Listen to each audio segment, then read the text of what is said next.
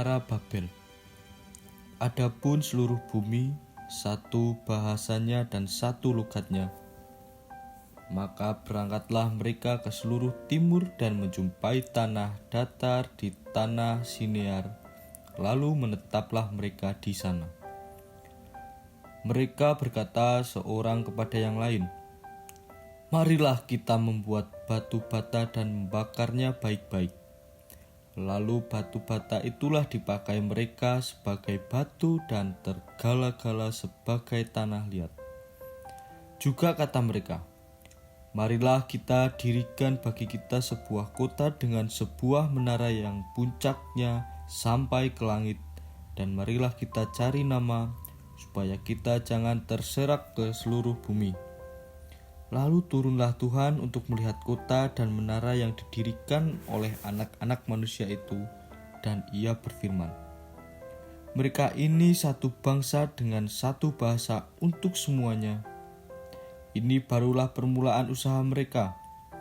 Mulai dari sekarang, apapun juga yang mereka rencanakan, tidak ada yang tidak akan dapat terlaksana.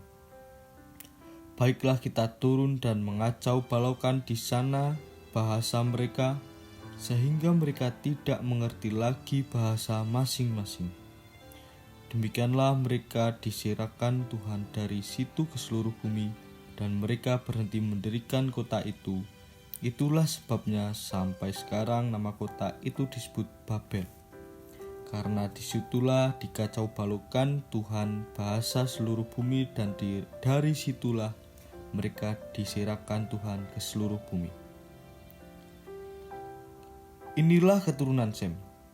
Setelah Sem berumur 100 tahun, ia memperanakan Arpaksad 2 tahun setelah air bah itu. Sem masih hidup 500 tahun setelah ia memperanakan Arpaksad, dan ia memperanakan anak-anak lelaki dan perempuan. Setelah Arpaksad hidup 35 tahun, ia memperanakan Selah. Arpaksad masih hidup 403 tahun setelah ia memperanakan Selah, dan ia memperanakan anak-anak lelaki dan perempuan. Setelah Selah hidup 30 tahun, ia memperanakan Eber. Selah masih hidup 403 tahun setelah ia memperanakan Eber, dan ia memperanakan anak-anak lelaki dan perempuan. Setelah Eber hidup 34 tahun, ia memperanakan Pelek. Eber masih hidup 430 tahun setelah ia memperanakan Pelek, dan ia memperanakan anak-anak lelaki dan perempuan. Setelah Pelek hidup 30 tahun, ia memperanakan Rehu. Pelek masih hidup 209 tahun setelah ia memperanakan Rehu, dan ia memperanakan anak-anak lelaki dan perempuan. Setelah Rehu hidup 32 tahun, ia memperanakan Serug. Rehu masih hidup 207 tahun setelah ia memperanakan Serug, dan ia memperanakan anak-anak lelaki dan perempuan. Setelah Serug hidup 30 tahun, ia memperanakan Nahor. Serug masih hidup 200 tahun setelah ia memperanakan Nahor, dan ia memperanakan anak-anak lelaki dan perempuan. Setelah Nahor hidup 29 tahun, ia memperanakan Terah. Nahor masih hidup 119 tahun setelah ia memperanakan Terah, dan ia memperanakan anak-anak lelaki dan perempuan. Setelah Terah hidup 70 tahun, ia memperanakan Abram, Nahor, dan Haran. Inilah keturunan Terah. Terah memperanakan Abram, Nahor, dan Haran. Dan Haran memperanakan Lot. Ketika Terah ayahnya masih hidup, matilah Haran di negeri kelahirannya di Ur Kasdim. Abram dan Nahor kedua-duanya kawin. Nama istri Abram ialah Sarai, dan nama istri Nahor ialah Milka. Anak Haran, ayah Milka dan Yiska. Sarai itu mandul, tidak mempunyai anak. Lalu Terah membawa Abram anaknya serta cucunya Lot, yaitu Haran, dan Sarai menantunya istri Abram, anaknya, ia berangkat bersama-sama dengan mereka dari Ur Kasdim untuk pergi ke tanah Kanaan. Lalu sampailah mereka ke Haran dan menetap di sana. Umur Terah ada 205 tahun, lalu ia mati di Haran.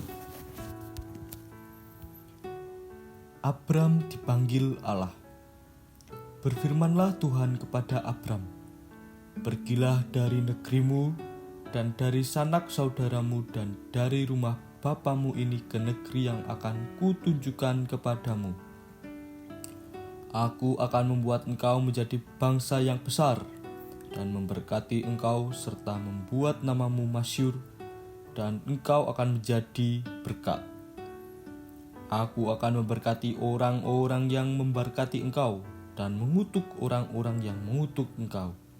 Dan olehmu semua kaum di muka bumi akan mendapat berkat." Lalu pergilah Abram seperti yang difirmankan Tuhan kepadanya, dan Lot pun ikut bersama-sama dengan dia. Abram berumur 75 tahun ketika ia berangkat dari Haran. Abram membawa Sarai istrinya, dan Lot anak saudaranya, dan segala harta benda yang didapat mereka dan orang-orang yang diperoleh mereka di Haran. Mereka berangkat ke tanah Kanaan, lalu sampai di situ. Abram berjalan melalui negeri itu sampai ke suatu tempat dekat Sikem, yakni pohon Tarbantin di More. Waktu itu orang Kanaan diam di negeri itu. Ketika itu Tuhan menampakkan diri kepada Abram dan berfirman, "Aku akan memberikan negeri ini kepada keturunanmu." Maka didirikan di situ mezbah bagi Tuhan yang telah menampakkan diri kepadanya. Kemudian ia pindah dari situ ke pegunungan di sebelah timur Betel. Ia memasang kemah dengan Betel di sebelah barat dan Ai di sebelah timur. Lalu ia mendirikan di situ mezbah bagi Tuhan dan memanggil nama Tuhan. Sesudah itu Abram berangkat dan makin jauh ia berjalan ke tanah Negeb. Abram di Mesir. Ketika kelaparan timbul di negeri itu, pergilah Abram ke Mesir untuk tinggal di situ sebagai orang asing, sebab hebat kelaparan di negeri itu. Pada waktu ia akan masuk ke Mesir, berkatalah ia kepada Sarai istrinya, "Memang aku tahu bahwa engkau adalah seorang perempuan yang cantik parasnya. Apabila orang Mesir melihat engkau, mereka akan berkata, 'Itu istrinya.' Jadi mereka akan membunuh aku dan membiarkan engkau hidup. Katakanlah bahwa engkau adikku, supaya aku diperlakukan mereka dengan baik karena engkau, dan aku dibiarkan hidup oleh sebab engkau." Sesudah Abram masuk ke Mesir, orang Mesir itu melihat bahwa perempuan itu sangat cantik. Dan ketika punggawa-punggawa Firaun melihat Sarai, mereka memuji-mujinya di hadapan Firaun, sehingga perempuan itu dibawa ke istananya. Firaun menyambut Abram dengan baik-baik karena ia mengingini perempuan itu, dan Abram mendapat kambing, domba, lembu sapi, keledai jantan, budak laki-laki dan perempuan, keledai betina dan unta. Tetapi Tuhan menimpakan tulah yang hebat kepada Firaun. Demikian juga kepada seisi istananya karena Sarai istri Abram itu. Lalu Firaun memanggil Abram dan serta berkata, "Apakah yang kau perbuat ini terhadap aku? Mengapa tidak kau beritahukan bahwa ia istrimu? Mengapa engkau katakan, 'Dia adikku,' sehingga aku mengambilnya menjadi istriku? Sekarang, inilah istrimu, ambillah dan pergi." Lalu Firaun memerintahkan beberapa orang untuk mengantarkan Abram pergi bersama-sama dengan istrinya dan segala kepunyaannya.